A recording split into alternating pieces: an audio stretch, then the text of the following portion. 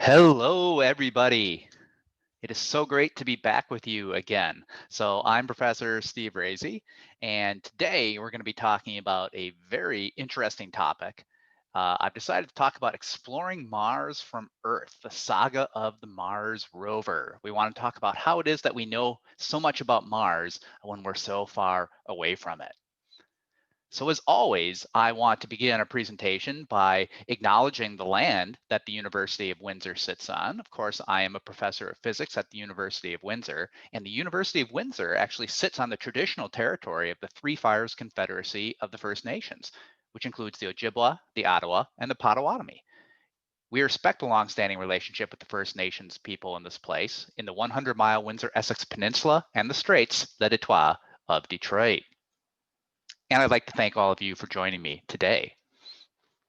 So the reason I chose this topic is that the science that I do has actually gone to Mars. So this is a drawing animation of the Mars Curiosity rover, and the magazine in which this appeared affectionately titled this research program Zapping Mars, using lasers to determine the chemistry of the red planet. So over here, you can see it says the rover Curiosity is using laser-induced breakdown spectroscopy to characterize the surface of Mars. This laser technique is what I do as a physicist at the University of Windsor. So up in the upper left-hand corner, you can see an animation, and you can hear this clicking noise. That's the laser firing, and you can see this kind of computer-generated movie of what it might look like as the laser is shooting out of the Curiosity ChemCam instrument and is analyzing that rock at a distance. Now here's what it looks like in my lab. I'm going to press play. It's going to sound and look very, very similar.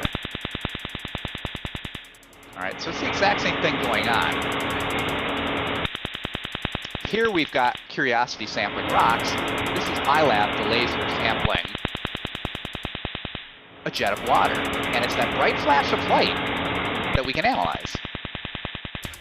All right, so basically we just use powerful lasers to explode our sample, and you can see some pictures of that here on a copper post, on a steel post, and we can analyze that light to tell what the material was made up of. It's really cool science. The Mars Curiosity rover, where that laser is coming from, now this is not an animation, this is an actual picture. And this is in fact the first selfie taken on Mars. So this is the Mars Curiosity rover taking a picture of itself from a camera mounted on this extendable arm, which you kind of see in the lower right-hand corner of the picture, and it's looking back at itself just like you would do with a selfie. And this thing that looks like a head of the rover is actually the ChemCam unit. It's a high-resolution imaging camera and a laser-induced breakdown spectroscopy instrument, which can shoot out the laser from this little telescope right here and can shoot that out to about 7 meters distance and analyze rocks. So that's how I got interested in this Curiosity rover, because it has such close relationships to the work that I do in my lab. So a lot of what I'm going to get and be talking about today, I got from this great NASA science site. So just go to mars.nasa.gov and you can learn all you want to know. This beautiful picture of the Mars Curiosity rover. I love this picture because here's the ChemCam instrument, and then there's these little panels right here. This is actually laser-induced breakdown spectroscopy calibration source that the laser can shoot onto these rock samples and calibrate its instruments. But I love this site because it tells you, what the mission clock is, how many days or sols it's been on Mars, the total distance that it's traveled on the surface of Mars. Everything you want to know about Curiosity is going to be on this site. So you should check that out after you're done watching this. Okay, so let's talk about Mars in general, right? We have to remind ourselves what we're talking about with Mars. So Mars is one of the 4 inner planets. The inner planets, of course, from closest to the sun to furthest away, are Mercury, Venus, Earth, and Mars. And I'm just showing you some pictures of what those 4 inner planets look like with regards to their size, and also how their orbits are related to each other in size, given up here in the upper right. So Mars is that 4th planet here, right? The farthest of the inner planets away from the sun. How is it that we can explore Mars remotely from Earth? No humans have ever been to Mars, so we have to send robots and instrument packages there to do it all on their own. So let's talk about how we do that. And when you talk about exploring Mars remotely, I really want to talk about 3 generations of rovers, and they're shown here. And I have standing engineers these fellows right in the middle are in the picture for scale. So generation 1 is shown right here.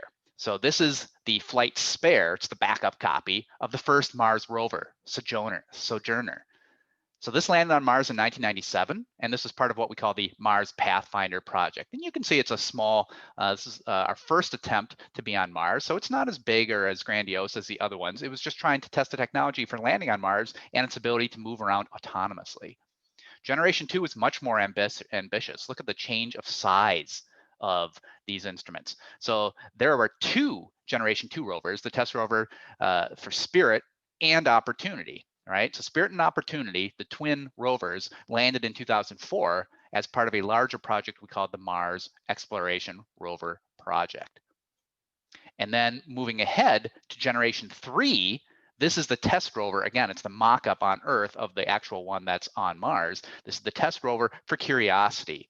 Curiosity landed in 2012, and it was part of a larger project called the Mars Science Laboratory. So you can see the size and complexity of these instruments increase in Generation 1 to Generation 2 up to Generation 3, which is now, we usually say it's the size of a small minivan, right? Because you can see it's much, much bigger than the human scientists in this picture.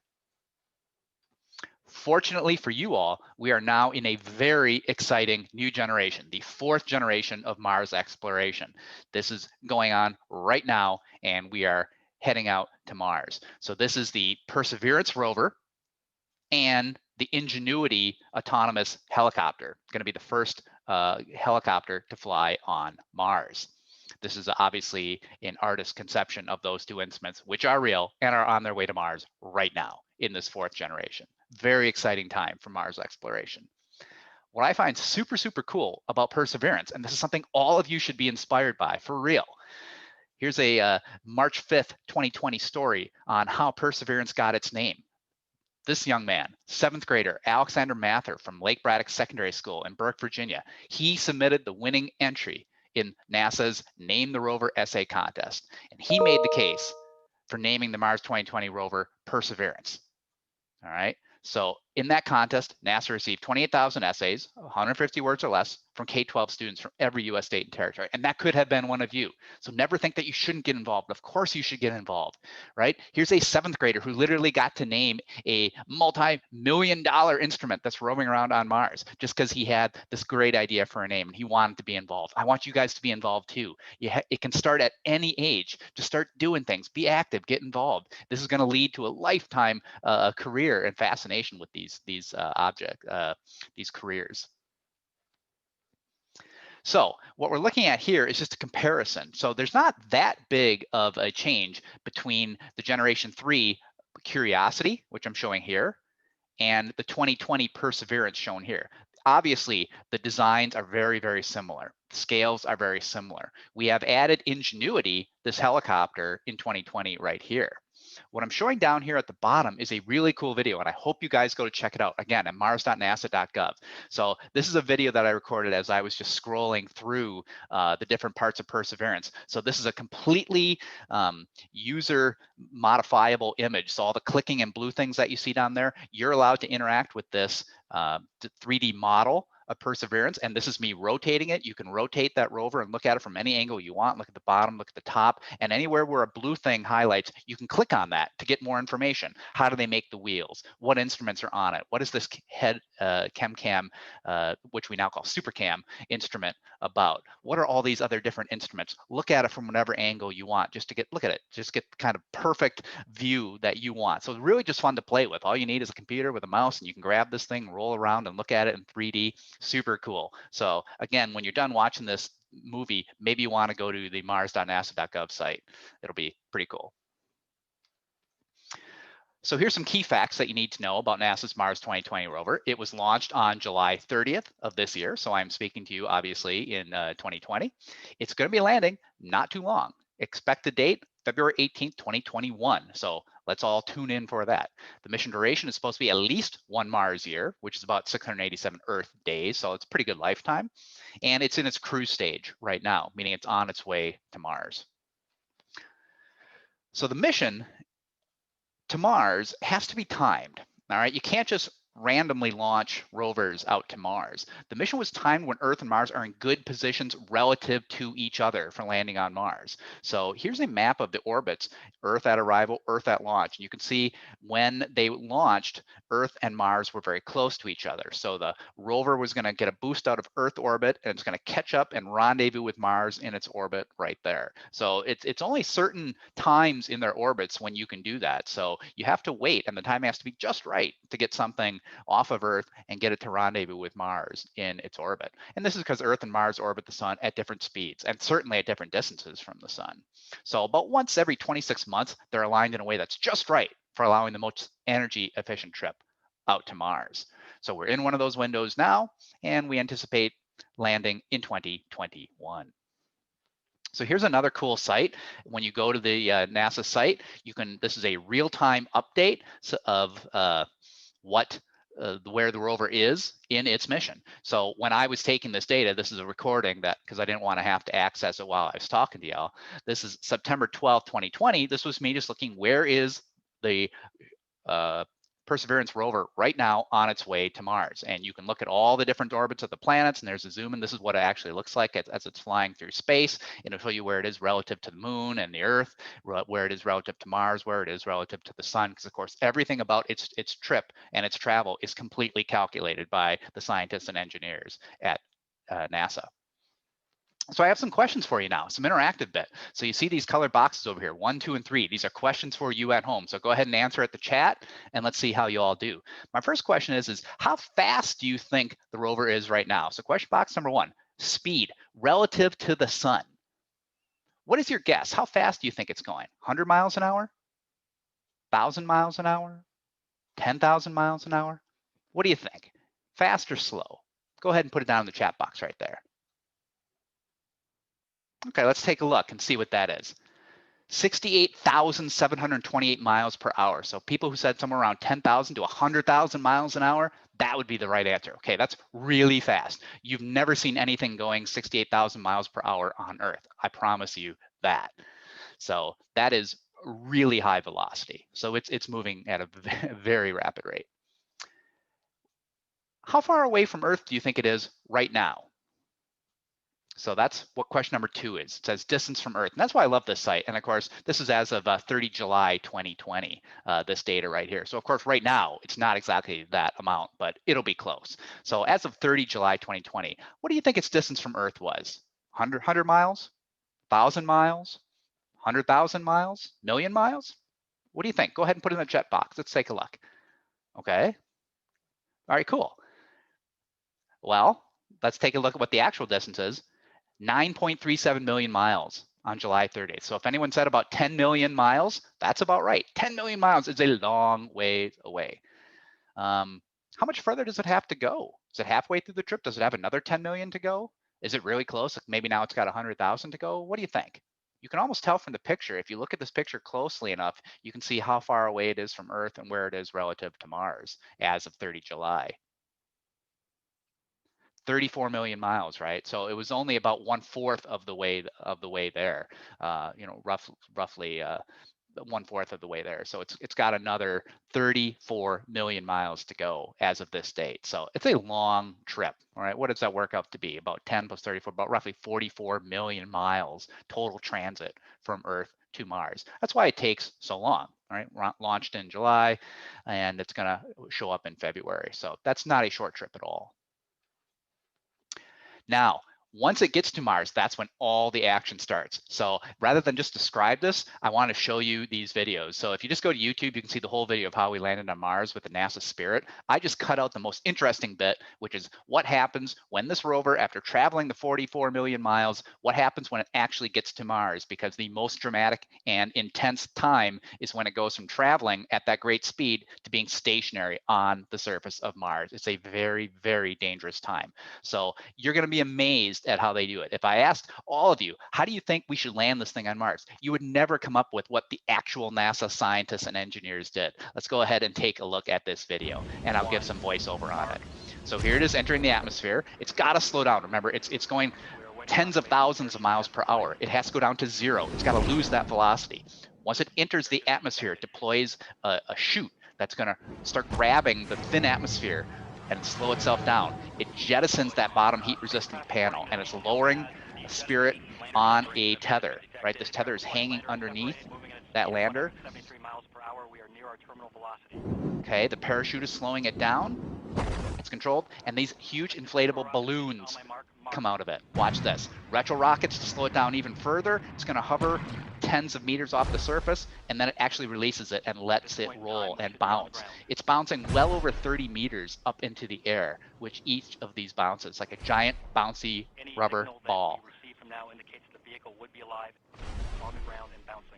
What you're hearing in the background is the voiceover of the Jet Propulsion Lab NASA scientists as they're trying to track the messages from Spirit to see if it actually survived this. It's rolling, rolling, rolling. They need it to not be broken inside there, right? High risk of it getting damaged. And if anything gets damaged, it's over. All that money and all those years spent. Now they're waiting for a signal. Listen to the scientists in the background. Stand by, stand by. Now, here's another question. How long do you guys think it takes for a radio signal to get from the rover back to Earth? This is a really interesting question. So in this video, you're seeing the scientists waiting, because once it lands, if it's alive, quote unquote, the rover has to beam back a signal to tell NASA, yes, I'm here, I've landed, everything is a-okay, but they have to wait. How long do they wait for that radio signal? It's not like making a cell phone call from Mars. So do you think they wait? Is about a 10-second lag? A minute lag, 10-minute lag? What do you think? Put your guess in the chat. Okay, well, let's see what the answer is to that. 5 to 20 minutes, depending on where Mars is in its orbit. It can take anywhere from 5 to 20 minutes, which means by the time the scientists know and hear that signal coming from Spirit, it's actually already been on the surface for 5 to 20 minutes. So whatever's happened is in the past, and there's nothing you can do to change it because it happened like 10 minutes ago by the time you find out. And all the scientists can do is wait and see what happens. So let's see what happens.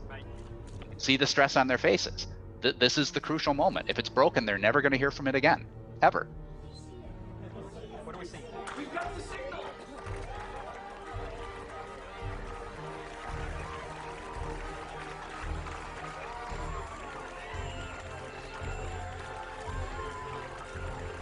They are obviously very excited. This is decades of these scientists' life that they've spent getting this thing on Mars. Now watch it unfold, kind of like a flower unfolds, right? Let those balloon deflates. This is all going very slow. We don't have any cameras on Mars, so this is a computer animated image. Let me just make sure that that's clear. This is not actual video. We have no video of any of these processes ever occurring, which is really too bad, because I would love to see actual film of this happening. This is a computer animator's impression of what it would have looked like. We have no real video of what it looked like, but the landing pad unfolds, there you go. And then Spirit starts to unfold itself. It's going to open up the solar panels, start getting energy from the sun, start sending information back to Earth. A successful landing on Mars. But now remember, Spirit was the smallest. It was the Generation 1 rover. So it was small. It can be contained in that rubber bouncy ball thing, and you can land on Mars that way. Curiosity and Perseverance use a very different technique. It's the same technique for the two of them, but remember the size of those. So that Spirit rover was like the size of a wagon. Curiosity and Perseverance are the size of a minivan. So we're not going to be able to drop it and land those rubber balls. So this is going to be a much more intense process. So I got this video adapted again from NASA Mars Science Laboratory, Curiosity rover mission animation. Let's take a look at how that lands. This is another computer animated movie. Obviously, we don't have real video of the rovers landing on Mars, but this is what it would have looked at. And again, would love to see it. It's coming in at tens of thousands of miles per hour. It's going to lose all of that energy, and that energy is going to be transferred into heat as it smashes into the upper atmosphere of Mars. So the bottom of that rover is going to get extremely hot. This is called, there you go. So that's this heat shield on the bottom, which has to protect all of the instruments from that a tremendous amount of heat that's generated as this thing slams into the atmosphere of Mars. And that's going to help it get rid of most of its velocity. Very dangerous part of the landing, because if anything fails in that heat shield, the whole package will just cook up, right? The spacecraft will just disintegrate. Okay, there's the explosive bolts firing. The explosive bolts fire so it can release that heat shield. So drogue chute deployed. So this is going to start helping it lose its velocity. There goes that ablation heat shield. The atmosphere is thick enough now for that parachute to grab the atmosphere, kind of start to slow it down. It's dropping down, losing velocity, losing velocity. Look at this. It actually cuts loose of the entire instrument, and now this is running autonomously, not being steered by anyone on Earth. This is a computer on board doing all the piloting itself with these retro rockets. All right, it's losing velocity, losing velocity, losing velocity. Also looking for, using radar to look for a good spot to land on Mars, something that's flat, not on a sharp peak, not in a big valley, a nice flat spot where the wheels can deploy and this thing can roll around. This is actual video of what it was seeing as it comes down now. That's not computer animation. That's actual video, which we do have of the cameras on board, feedback to NASA. All right, it lowers it on a crane. So I think they call this the sky crane, right? It actually lowers the rover, Curiosity, and now going to be Perseverance, on those tethers. Retro rocket's still firing, trying to reduce its velocity to somewhere around 0. It's essentially hovering right in the air, and it just wants to set it down oh so lightly on the surface of Mars, which it does. At that point, the tethers disconnect, this thing blasts off, and it goes to crash land a good distance away. They don't want this thing, the rockets or any of the debris, landing on top of the rover. So that crane instrument is now wreckage and refuse somewhere on the surface of Mars. It blasts off just so nothing could damage the very important scientific package of Curiosity and Perseverance. And there it sits, all alone on the surface of Mars. An amazing landing on Mars. Absolutely a fantastic, incredible piece of science and engineering that they can do this. And this is what's going to be happening coming up in 2021 when Perseverance lands on Mars. It's just so cool. So again, key facts to know about the Mars 2020 rover.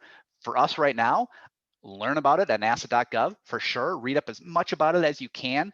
Get excited by it because it is super cool science. And remember, this landing is coming up on February 18th, 2021. You're going to be able to watch this on the internet live in real time as it happens. So I'm certainly going to be tuning in. I hope you're tuning in as well. Let's all wish for a very successful landing during that really dangerous Mars entry time. We hope for the best. We trust that the scientists and engineers know what they're doing, and it's going to land on Mars and be just as successful as the Curiosity rover was. So make sure you check back in February as that date gets closer to see what's actually going on Mars. All right, everybody. Thanks so much for your time. I had a great time talking to you all about what it takes to explore Mars from the Earth. I hope this inspires some of you to think about careers in aeronautics, physics, engineering, computer science. It takes lots of young new talent to get these things on Mars. That means you guys. All right. So I'm looking forward to talking with you in the future, and I look forward to learning more about Mars once we land there. So thanks, everybody, and I'll talk to you next time. Okay.